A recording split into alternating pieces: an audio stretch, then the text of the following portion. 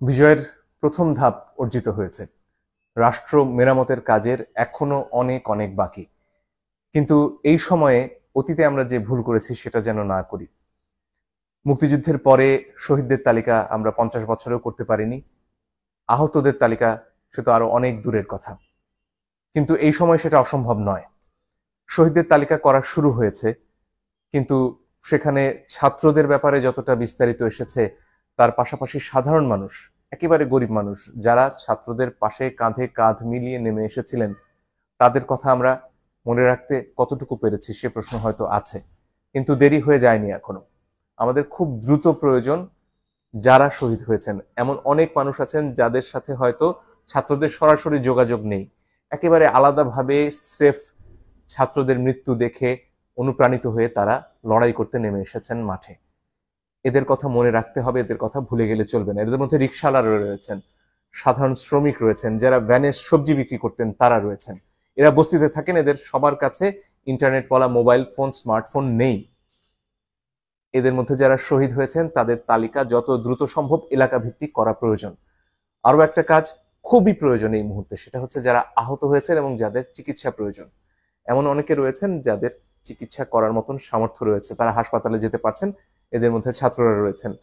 কিন্তু এর বাইরে যারা সাধারণ মানুষ, যারা বস্তিতে থাকেন, তারা হয়তো তার ঘরে আহত হয়ে অসুস্থ অবস্থায় পড়ে রয়েছেন, তার খবর আমরা এখনো জানতে পারছি না।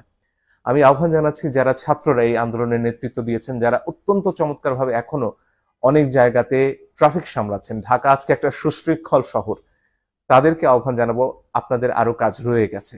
এই আহতদের খুঁজে বের করতে হবে, তাদের পাশে দাঁড়াতে হবে। তবে এই কাজ শুধু আমাদের ছাত্রছাত্রীদের নয়, এই কাজ এলাকার সবার। আপনার এলাকায় বস্তিগুলোতে গিয়ে দেখতে হবে সেখানে কারা আহত রয়েছেন, তাদের কি সাহায্যের প্রয়োজন। সাহায্য আপনারা একা করতে পারবেন না, তার জন্য সবাইকে এগিয়ে আসতে হবে এবং অনেক জায়গা থেকে, দেশ বিদেশ থেকে মানুষরা সাহায্যের জন্য অর্থ সাহায্য করতে এগিয়ে আসতে চাইছেন। কিন্তু তারা কিভাবে এই টাকা পৌঁছবেন, তার জন্য যেমন একটা কেন্দ্রীয় ব্যবস্থা প্রয়োজন, স্থানীয় ব্যবস্থাও করা যেতে পারে। প্রথম কথা, একটা গুগল ডক করা যেতে পারে যেখানে এই তথ্যগুলো দেয়া হবে যে তিনি কে, কোথায় থাকেন, তার যোগাযোগের ঠিকানা বা মোবাইল ফাইন্যান্সিয়াল সার্ভিস, সেটা বিকাশ হোক, ডাচ বাংলা ব্যাংকের হোক, সেগুলোর নম্বর দেয়া যেতে পারে। সেখানে সরাসরি তিনি সাহায্য পেতে পারেন। এখানে একটা প্রশ্ন আসে যে তাহলে যার নাম 1 নম্বরে আছে তার কাছে হয়তো সব সাহায্য পৌঁছে যাবে। এটার জন্য বেরিয়ে আসার জন্য হয়তো সেখানে ওই গুগল ডকে বলা যেতে পারে যে তিনি এখন পর্যন্ত কত টাকা সাহায্য পেয়েছেন। এই তথ্যটা যদি সেখানে সংযোগ করা যায়, এটা হয়তো খানিকটা এড়ানো যাবে। এছাড়া যারা ওয়েব ডেভেলপ করেন তাদের পক্ষে একটা ওয়েবসাইট তৈরি করা সম্ভব, যেখানে আসলে এই যে কার নাম আগে আসবে কার নাম পরে আসবে এটা নিয়ন্ত্রণ করা সম্ভব, যাতে সুষ্ঠুভাবে এই সাহায্যটা সবার কাছে পৌঁছানো সম্ভব হয়।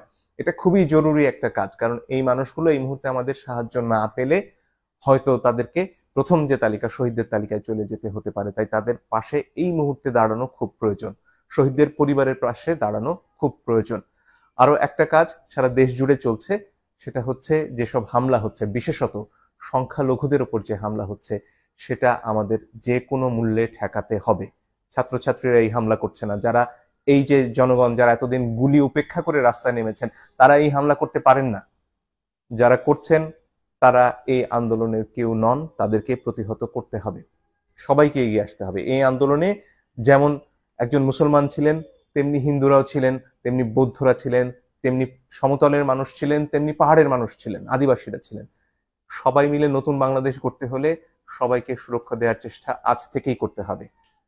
ডক্টর মোহাম্মদ ইউনূস দায়িত্ব গ্রহণে সম্মতি জানিয়েছেন, সরকারের তরফ থেকেও কালকে রাতে সেটা জানানো হয়েছে। সমন্বয়কদের মধ্যে অন্যতম নাহিদও সে কথা জানিয়েছেন। কিন্তু এর বাইরে সরকার গঠন এখনো খানিকটা সময় নিচ্ছে, হয়তো 24 ঘন্টার মধ্যে হয়ে যাবে। এই অল্প সময়টুকু আমাদের শান্তি শৃঙ্খলা রক্ষা করার জন্য সর্বোচ্চ চেষ্টা করতে হবে। আমাদের বন্ধুরা যারা অনেক ক্ষেত্রে নানান সামাজিক চাপে কেউ চোর হয়েছেন, কেউ ডাকাত হয়েছেন, তারাও বাংলা নাগরিক, তারাও আমাদের ভাই। নজরুল তাদের নিয়ে বহু আগে কবিতা লিখে গেছেন, হয়তো আমরা ভুলে গেছি, চোর ডাকাত নামে পড়ে নিতে পারেন। এই ক্রান্তি লগ্নে আপনারাও এগিয়ে আসুন না, আপনাদের সমস্যার কথা আমরা বোঝার চেষ্টা করব।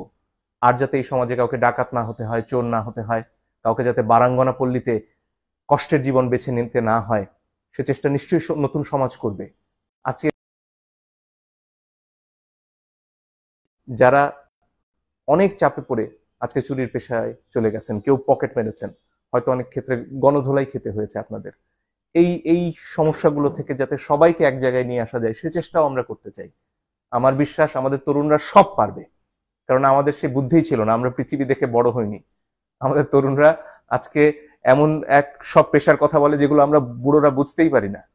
অনেকক্ষণ ধরে বুঝতে হয় বাবা তুমি কি কাজ করো, এবং তারা ঘরে বসে বৈদেশিক মুদ্রা আয় করে।